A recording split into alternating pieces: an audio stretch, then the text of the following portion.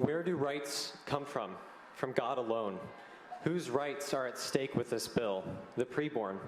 Science and human embryology are clear. Life begins at conception, not at implantation, which this legislation fallaciously asserts. This bill denies the right to life to these preborn children just on the basis of if one of their parents was a criminal. Sorry, little one, your father assaulted your mother. You don't have the right to life. That is what the gong of the Indiana Senate is ringing right now. He that justifieth the wicked and he that condemneth the just, even they both are an abomination to the Lord. This bill justifies the wicked by removing meaningful culpability from these murderers that we see at the clinics, and it condemns these innocent ones simply because of the circumstance of their conception.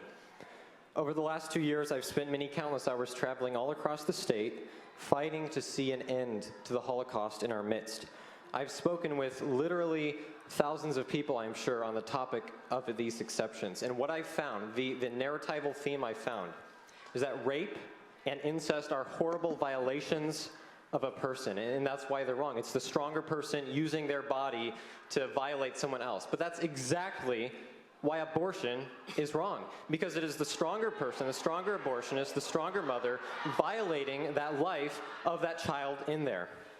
I have to warn you, the Bible says that upon those who love violence, God shall rain fire and sulfur. Don't be counted among the abortionists who hate death, or who love death because they hate life. Abortion must end now. This bill simply regulates abortion and therefore sustains and assumes the continued pre-existence. I read the bill.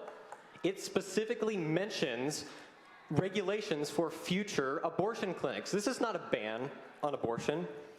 Even for those who do support exceptions, SB1 is contradictory and horribly ambiguous upon affidavit confidentiality, clarity upon definitional issues such as substantial permanent impairment to the mother, as we've heard, and again, it completely relies upon an unscientific notion that redefines pregnancy. Understand this, according to, with the current Indiana code, if this bill goes into effect, a woman can have a separate human physical life, the code says that begins at conception, inside of her, and yet not be pregnant.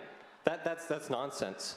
And again, it redefines that specifically for the idolatrous things of Plan B and IVF. We should close those too. Be consistent.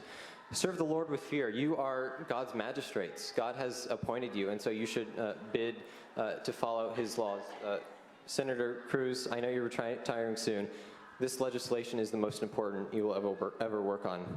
There's a blood guilt in our state because of these preborn babies, and you have the chance to do the right thing here. So I oppose this bill for these reasons.